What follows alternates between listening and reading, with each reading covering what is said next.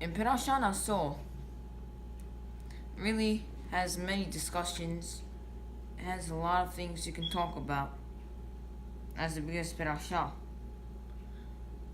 They have Gemarot on specific topics in Perashan Naso. But let's talk about Haftarah of Naso. So let's first ask, so how is a Haftarah chosen? Obviously get the Haftarah from Navi, but how do you, what, it goes really by the main topic of the Parasha. If you go to Haftarah Naso, it's going to talk about what was the main topic. And what was chosen as the main topic was a Nazir. And this is what the Haftarah says. The story was about Shimshon before he was born. So the story goes like this.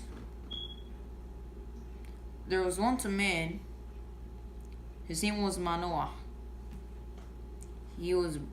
He and his wife didn't have any children. So one day, a malach comes over to Manoah's wife. The malach says, I have good news for you. You're going to have a baby.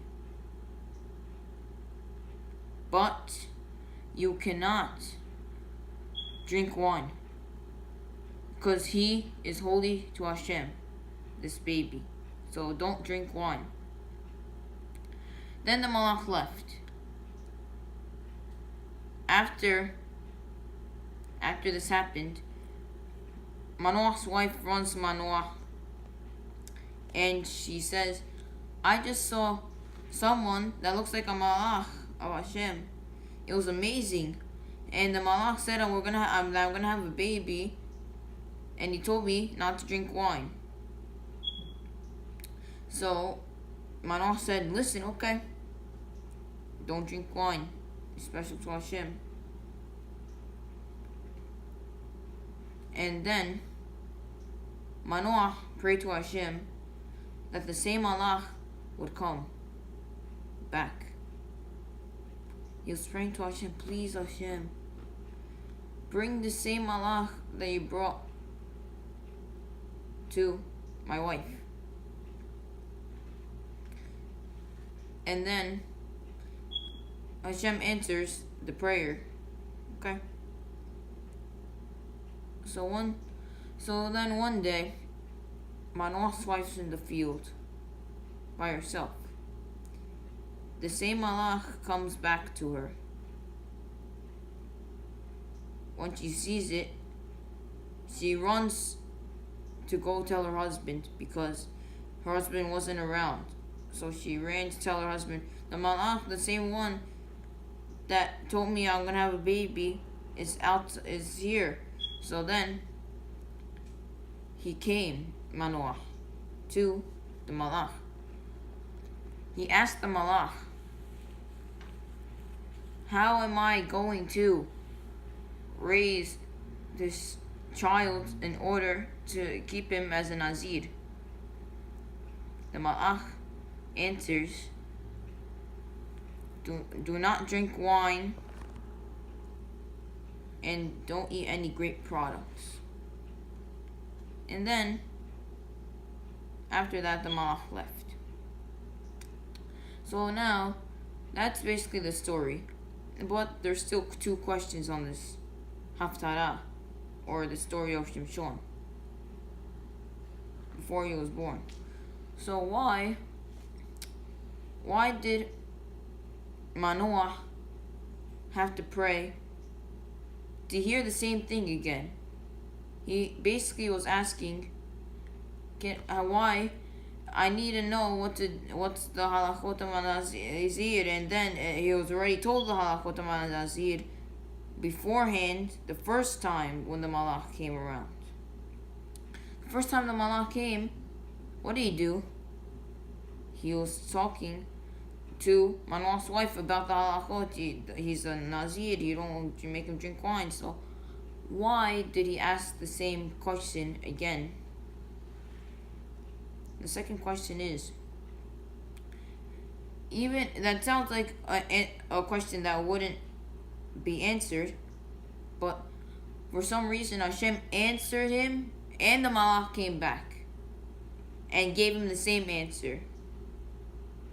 But it can't be, because if the malach came back, then that must mean one thing, that it's coming to add something to what he previously said. So what is that added thing? Why do you need to tell me 2 times the same thing? Why do you want to know it 2 times? If you heard it once, that's enough. You don't need to hear it the second time. So let's first answer the second question on how come the malach he came, even though it was a question that was already asked. The answer is that the malach he added something. What did he add? The malach added that not only are you not allowed to drink wine, any grape flavor, whether it's grape juice or grape lollipop, any grape flavor thing, anything that has grapes in it is asur. Okay. And then, so to answer the first question now, what Shimshon said, not Shimshon, Manoah, what he really was asking was, when I have the son,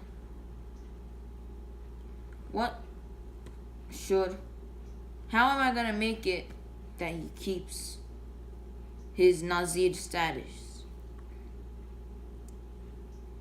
How am I going to make it that the status, he doesn't lose this holy thing, this holy level to Hashem? I want to stay in Nazir without him going on the wrong path and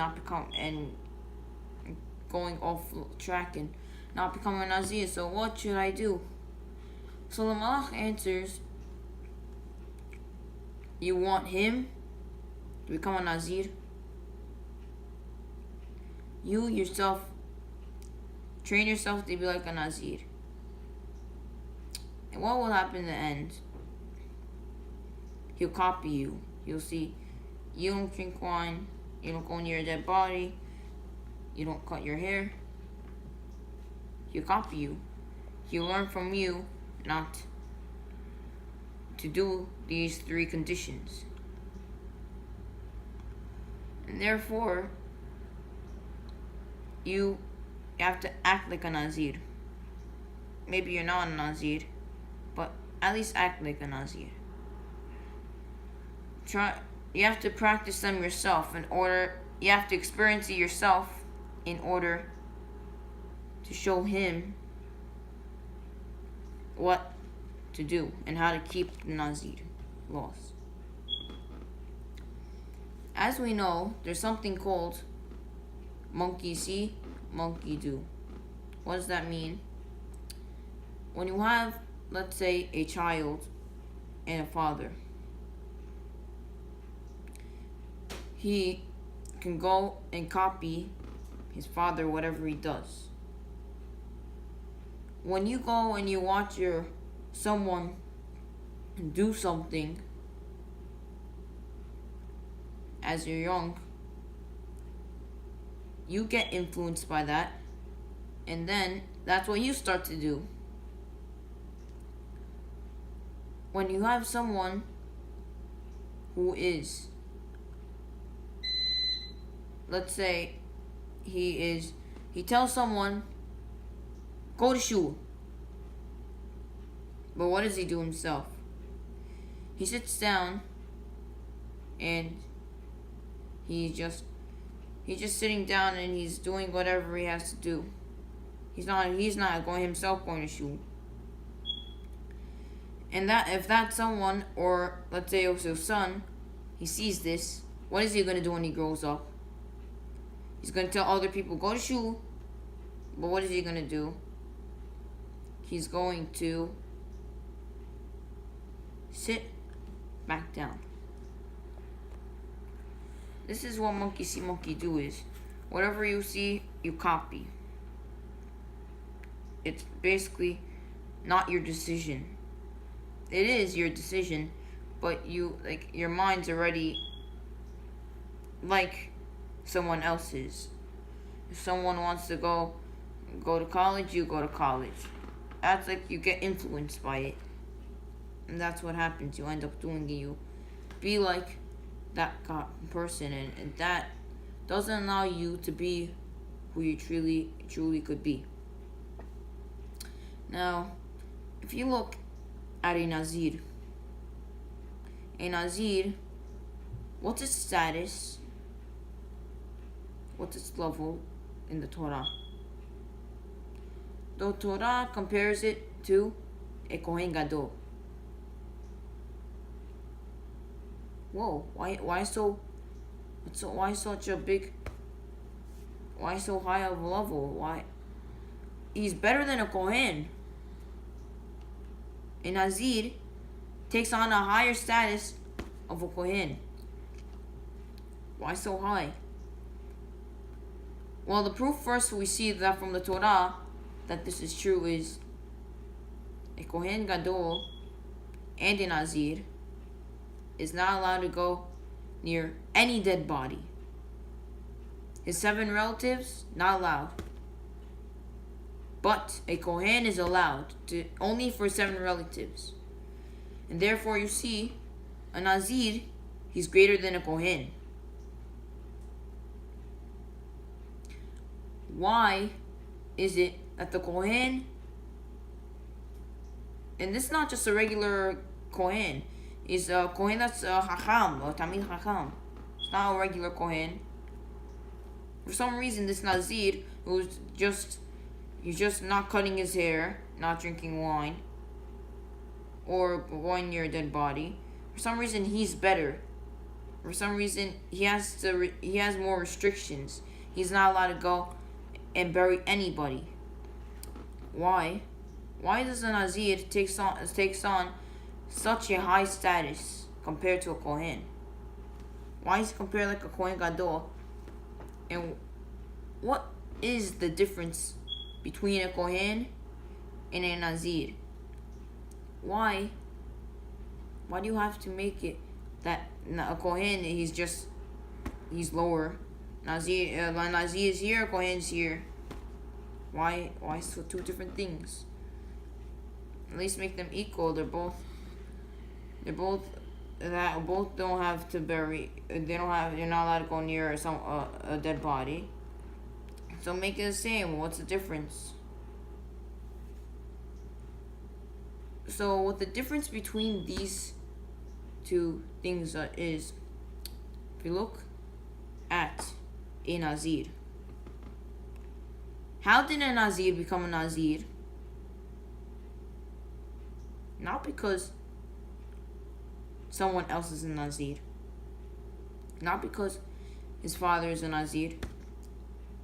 And there was people that their father wasn't a Nazir. They became a Nazir. Why did they become Nazir? How? How come? They did it because they wanted to get closer to HaKadosh Baruch Hu. Not only that, how did they do it? Was they didn't get influenced by anyone. They never watched anyone take on a status of a Nazir. But rather, this Nazir, he did it on his own. He chose for himself. He said, I am going to become a Nazir. I want to become closer to Hashem. I want to separate from all the other people. I need to become closer to HaKadosh Baruch Hu for at least 30 days. I must make sure I'm close to HaKadosh Baruch Hu, and I'm gonna decide that. I'll make my own decisions. I don't need someone else to. I don't have to watch someone else do it, and that's why I do it, because I learned to do it that way. I did it on my own. And someone who does this is a very big tzaddik, who chooses what he does on his own, and he only does it because his grandfather, he learned from his grandfather, because he saw him learning or whatever he did. So what is the Kohen? Now let's look at a Kohen. What's a Kohen? Now, what is the status of a Kohen? How did a Kohen become a Kohen? Pretty obvious answer. When the Kohen's born, he's Kohen. If his dad's a Kohen, he's Kohen. It's not something he could decide on his own. Once he's born, he's Kohen. You can't change that. Even if he didn't want to become a Kohen, he's Kohen automatically. He was basically, since his father was a Kohen, he himself is a Kohen. Not only is because his father is a Kohen, he was born from a Kohen, so therefore he's automatically a Kohen. So these are the two differences. The first difference is when you see a Nazir. A Nazir, he chooses by himself. He chose to become a Nazir for his own reasons. He didn't learn it from someone else. He decided, I have to come close to HaKadosh Baruch Hu. Okay, he's also close to HaKadosh Baruch Hu, but how did he obtain the status? From his father. He didn't decide, let me become someone very great. Since he was born like that, that's how he is. That's why the Kohanim, they are special. That's why they do Pirkat Kohanim. I'm not saying they're not special. Obviously they are. But they didn't choose it themselves to take on such a level. Therefore, the Torah says that a Nazir is greater than a Kohen.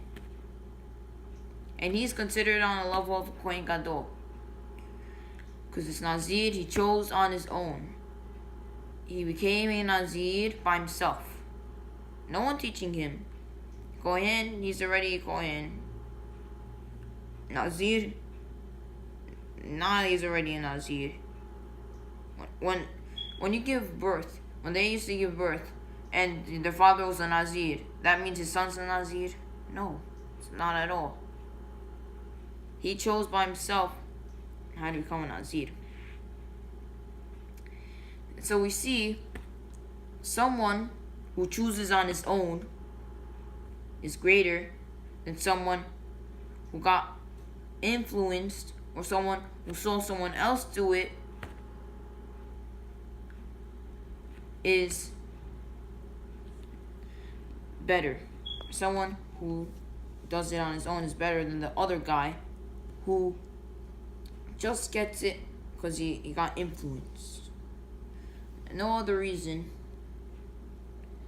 Okay, maybe he would have chose this if he wasn't a Kohen.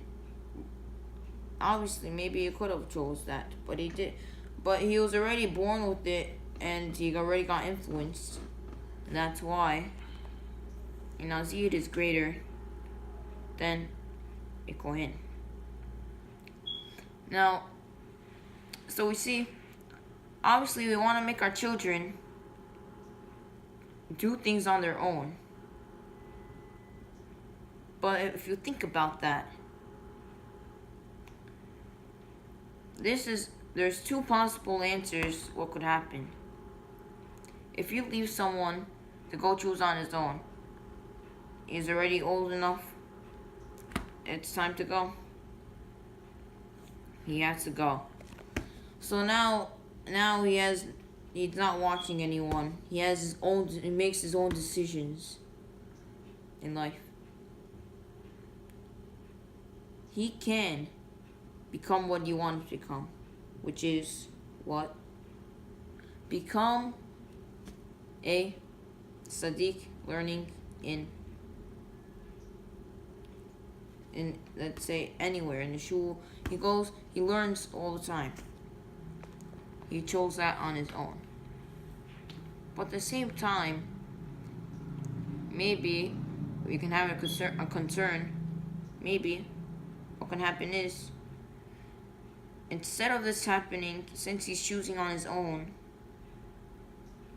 he's gonna, hasbe shalom, fall and go in the wrong ways. But the question is, if I want to make sure my son is going in the right ways, and I want him to still get a bigger sehut and get greater in Shamayim, a greater mitzvah, and consider a greater Sadiq. But the only way I can do that, and make sure he doesn't become a Rasha or someone bad, hasbe shalom, is if I influence him, I teach him how to do the good. From him watching me.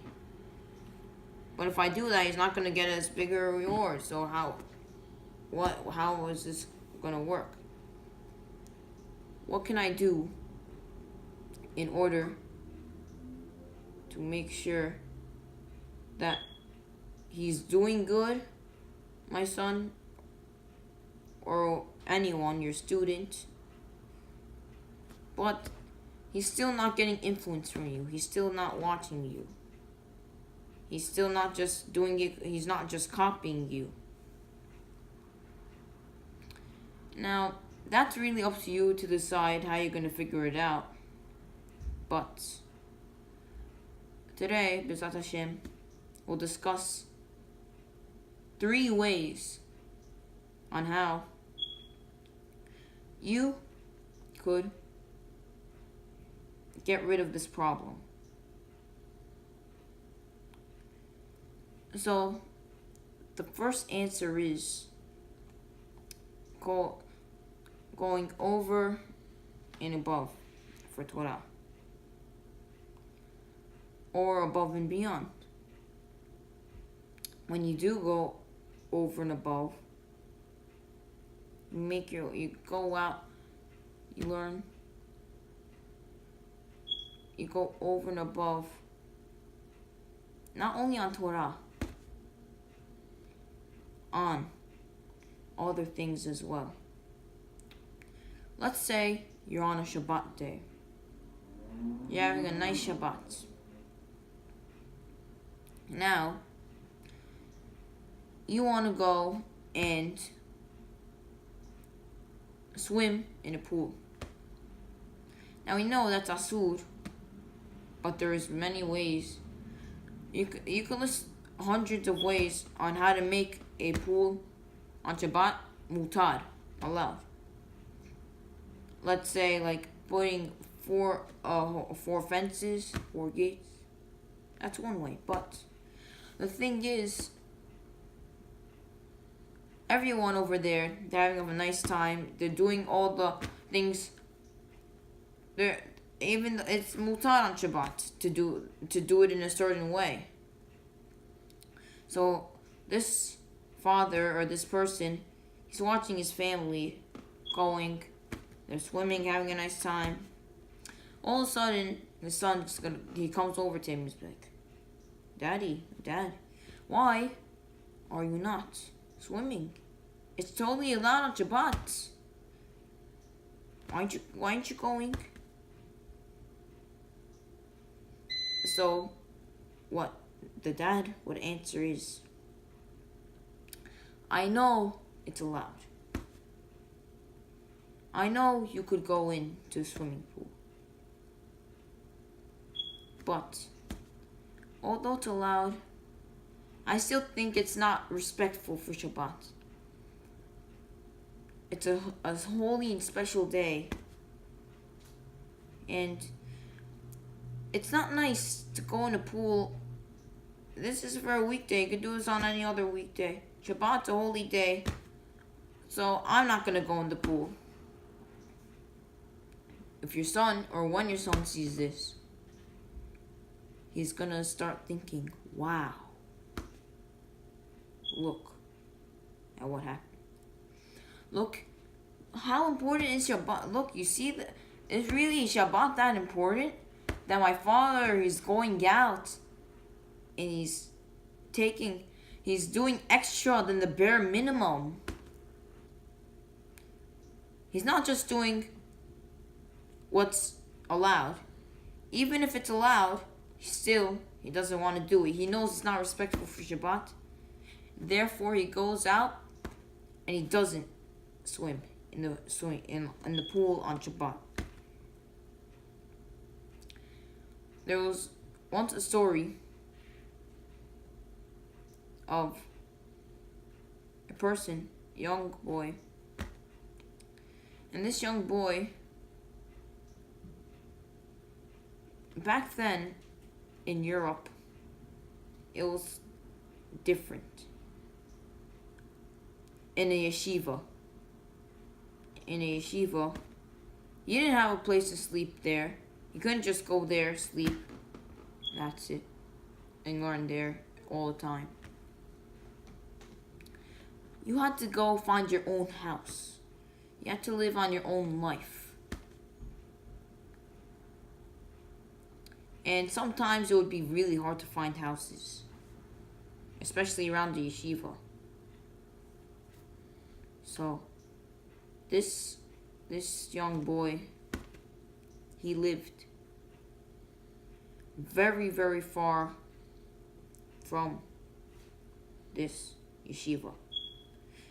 It's like, let's say, walking from Prospect Park to Avenue Z or Brighton Beach. That's how far his walk was every single day. He had to come to this yeshiva he came to this yeshiva every day to learn. He had to walk such a far distance in the freezing cold when it was snowing. His feet would get cold. He still went to the yeshiva all the time. And one day, the rabbi who tells you a place where you could live, goes over to him, tells him, guess what? I found a house around the block, across the street, and you can go and live there. And also, you can eat in upstairs in the yeshiva. So, what did this young boy react? He answered, sure, yes, because I have to walk every day so far, get myself in such pain. I could just live across the street from it. Baruch Hashem, I'll live there. He gladly accepts the offer, and now he lives there. Now he's living there. 2 hours later, there was a new person who wanted to come to this yeshiva. When he was in this yeshiva, he's a new student to this yeshiva. So what happened was, he asked the rabbi that gives the houses, do you know where I could live? A place where I can live? Can you find a place? The rabbi says, sure, I'll be more than glad to. So then, he finds him a place, but he says, unfortunately, the closest place that's not taken is very far from here. where that young boy used to live. And then this young boy, eventually, he heard about it, and he came to the yeshiva. He said, let this new person in this yeshiva take my place. I'll go back to where I used to live. I'm fine with that. And so it was. The end. Not just yet. All of a sudden, soon, the Holocaust starts. And then, all the Nazis took over the yeshiva. And when this happened, what they made a rule was that everyone would go near the window. They would line up near the window, and each one would line up waiting to get killed and thrown out the window. So everyone's online getting killed. Around 600 yeshiva students died from the Nazis. And then, so this young boy, he's almost up. He's getting scared. He's seeing all his friends, all the yeshiva boys, they're getting killed and thrown out the window like they're nothing. And then, what happened was, it came to his turn, and when it came finally his turn, he asked HaKadosh Baruch Hu. He's praying to him. He says, "Please Hashem, I gave up my house for my friend, who just moved. I don't care how far I have to walk. I'm still going to sacrifice for your Torah. It may be far, it may be hard. I'm going to still go and do it. So please Hashem, I want to still serve you. And I don't want to die yet. I want to still serve you, HaKadosh Baruch Hu." So now it's his turn. He's up to get killed. Then, all of a sudden, the Nazi that was going to kill him asked him a question. He says, "Do you have parents?" He said, "Yeah, of course I have parents." The Nazi answers back, "I also have parents too." You know what the Nazi said? "I'm going to make believe I killed you, but you just get out and go out the window and just escape." So then, this young boy, Hazit, he went out the window and he had to step on all the dead bodies. And he ran away. And then what he ended up becoming the Gadol of Europe. Became a rabbi of Europe, big rabbi. So we see from the story, he went over and above for Torah. It was very, very hard for this young boy to learn. He had to go travel so far every day. He gave up his house that he got 2 hours ago for this newcomer, this new person in the yeshiva. And he went back to his old house. So we see he's gonna do more for Torah. Do extra. He's not just gonna do what's required. He's gonna go and do extra. This is number 1 on our list. You go over and above. Do more than the minimum. You don't have to do the most, but you do more than the minimum. You don't just do what is allowed. You also do, even if it is allowed, you give kavod to it. Give respect. So that's number 1. So now look at number 2.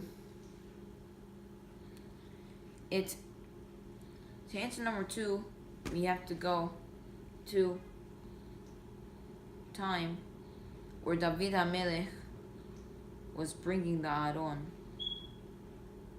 to Yerushalayim from where it was. So David, it says, so first in the Torah, before we get into this, the Torah says that the Levi'im, they carried the Aron on their shoulder, which teaches us you are not allowed to carry the Aron any other way. You're not allowed to carry it by your hands like this. You're not allowed to carry it by a wagon. You have to carry it on your shoulder. There's no other way. That's what we learn. You have to carry it on your shoulder. So, David HaMelech, when he went to go and do this, he went to go bring the Aron. He put it in a wagon.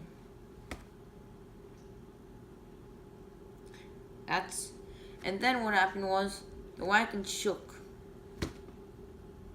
And then the Aron was falling.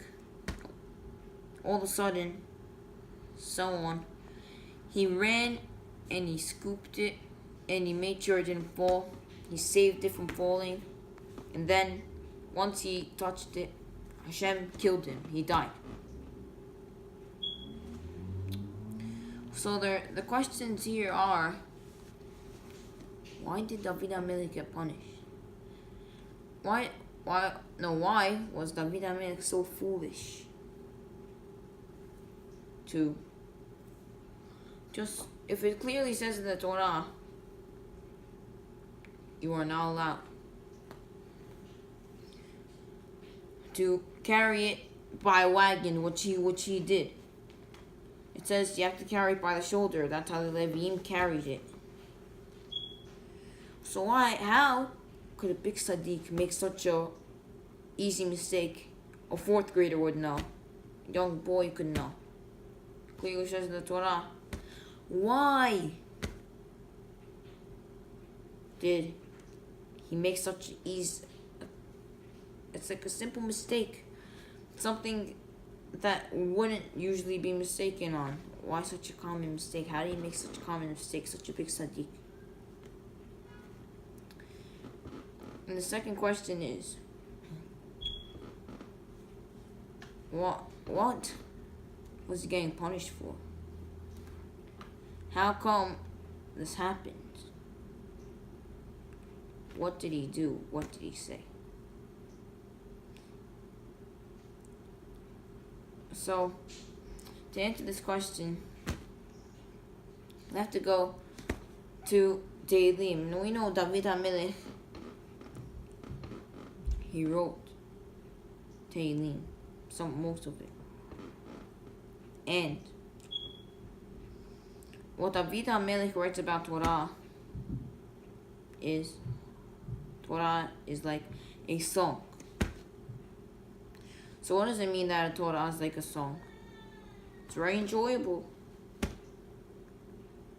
But Hashem says, no. Torah is not just something that's enjoyable. You're also saying Torah is something that you can look somewhere else. You can be distracted for a second and that's it in the middle. If you have a music that you like, you're going to listen to it again and again and again.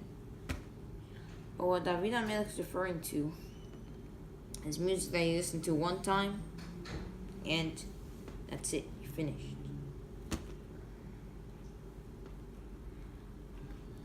So Hashem says to David, he's saying, you consider Torah like something that you could get distracted. You're supposed to get distracted. That's already an insult to the Torah. You're insulting the Torah, saying you could get distracted. This is the mistake David HaMelech made. He considered the Torah like music that just was something that was limit. It was like not really good. It was like at one time okay, and then move on. It's not something. You could get distracted. When you listen to music, you don't have to listen to every word. He's basically comparing the Torah to that. But we have a question. In Perash Ha'azinu, it also says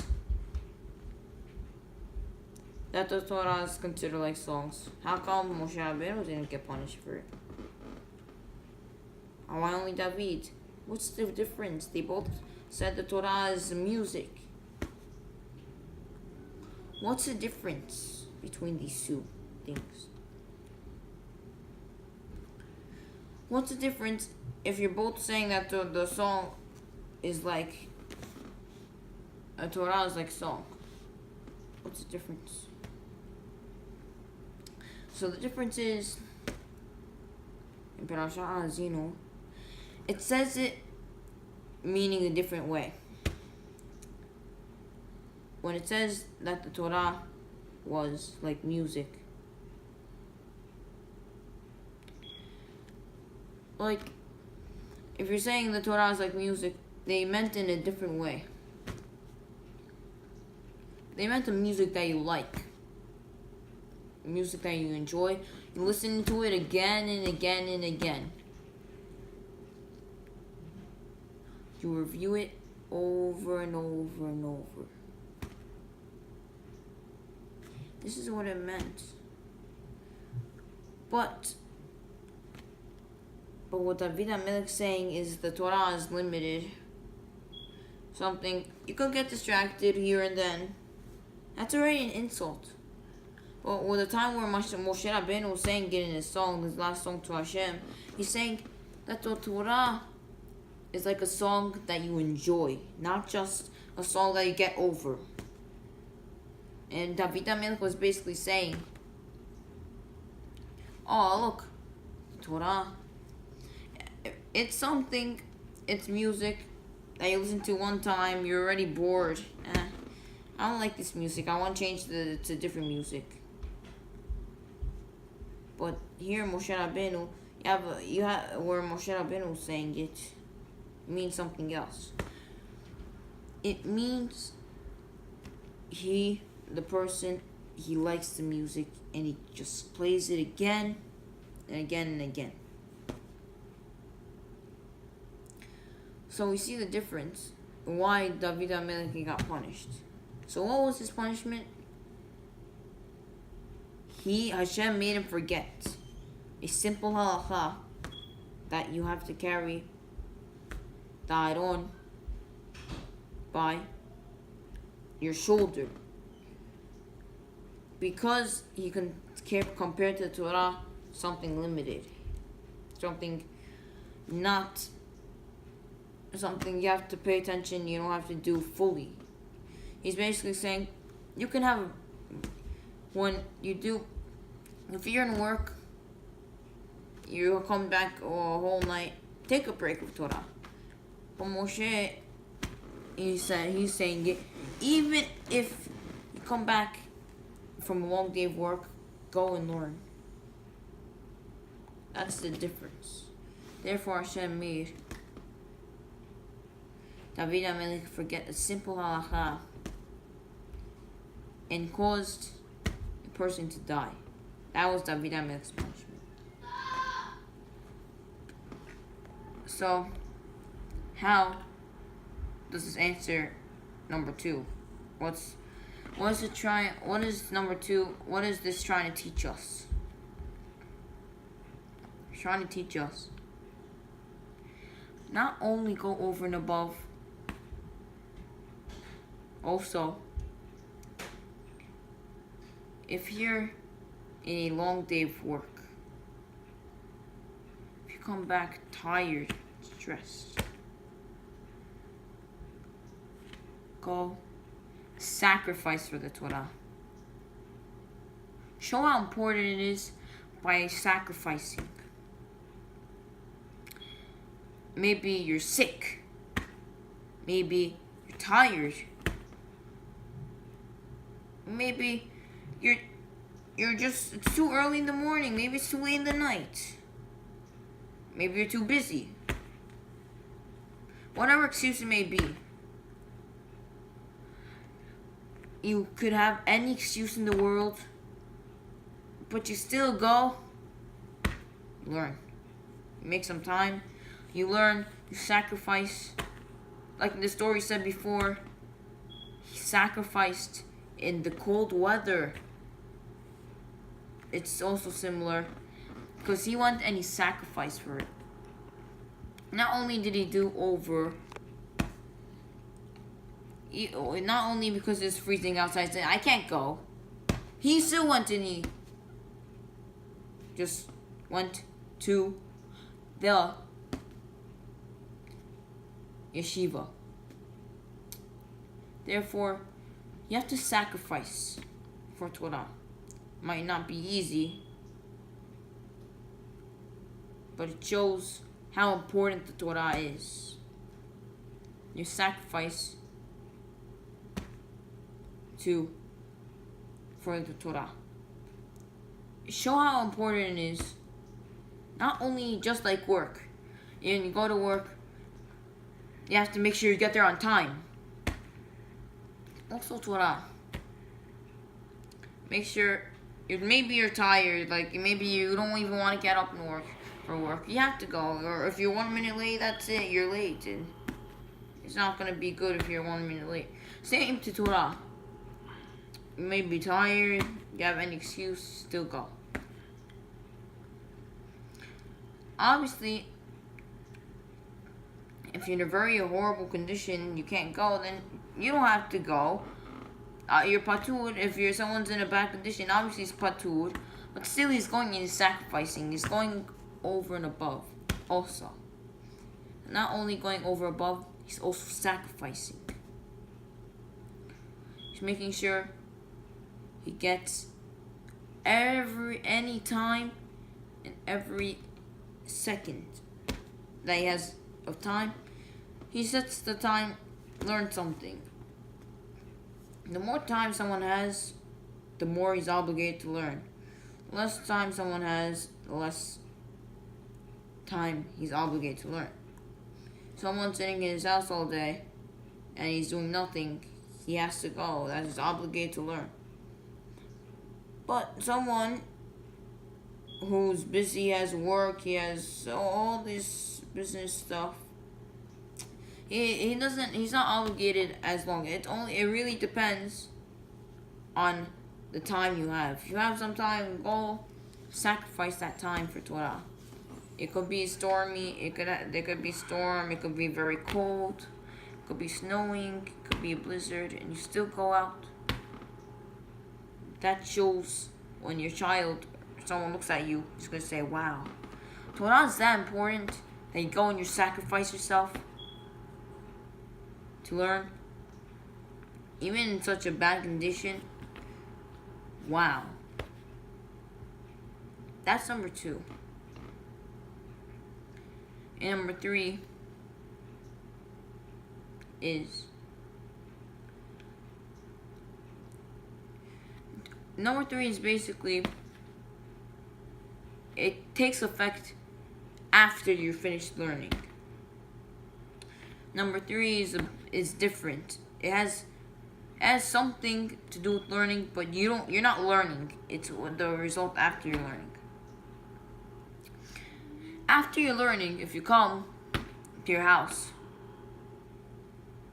someone trying to talk to you, your wife or your children, they're trying to talk to you. You say, leave me alone. I'm so tired. I had a long day in learning. I'm too tired. Just don't talk to me. You're mad. You're very angry. That's not what you're supposed to do. After a long day of Torah, be happy you were able to accomplish, even if it was 5 minutes. Still be thankful and be happy about it. If you come out in a mad and sad mood after learning, this really, it ruins everything. If you want to keep the first and second rule that I said, you go over and above and you sacrifice for Torah. But if you don't have condition number 3, there's no way you're going to be able to influence someone. There's no way. He has to see your face. If you are showing that you don't care about it, you're just mad and angry, you're basically showing him, oh look, it's a waste of time. I'm just doing it because I have to do it. I want to make myself look better.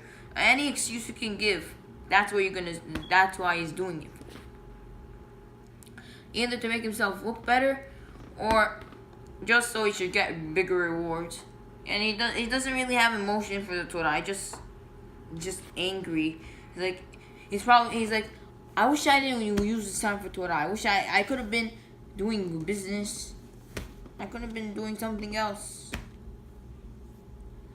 But instead, I spent it on Torah, and he is angry, mad.